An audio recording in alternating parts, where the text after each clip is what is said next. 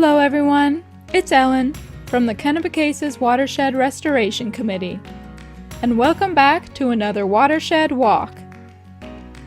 This week the KWRC crew walked the length of Trout Creek to assess bank erosion.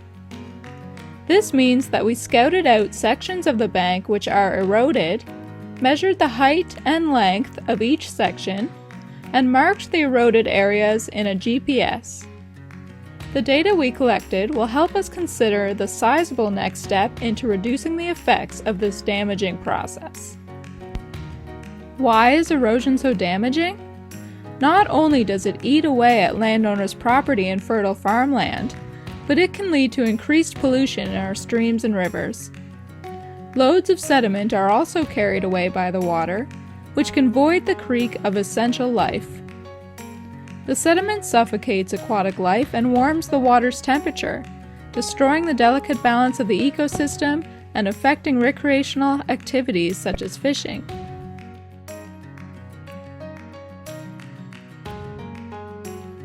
Finally, banks not stabilized by strong root systems struggle to absorb and retain water, which worsens flooding. This is an important issue at Trout Creek, where some areas are seeing flooding occur more frequently, potentially causing problems for nearby residents. Perhaps the next step toward a solution is awareness. Awareness can make a big difference because it allows for physical measures to follow, such as fencing and tree planting at the edge of properties and pastures. As you can see here, farmland grass can hold clumps of land together, but their thin roots are not enough support to stabilize the bank. Tree roots are much more fit for the job, helping to control flooding and land loss, while also acting as a barrier between cattle and the riparian zone.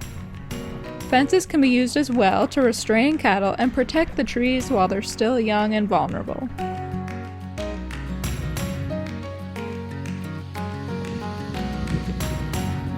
Eventually, the trees grow into mighty advocates against erosion. Smaller trees like willow do the same, while providing shelter and shade for streamside and aquatic animals.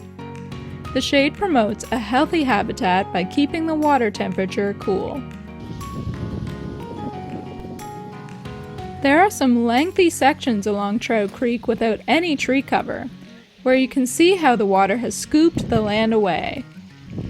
All this sand and rocky substrate will continue to erode into our streams and rivers if no measures are taken to prevent it from happening. If you're a landowner with a riparian zone on your property, see what you can do to prevent further land loss and reduce the effects of erosion. But we should all do our part to spread awareness and help maintain the healthy beauty that we are so proud of here in the Kennebecasis watershed.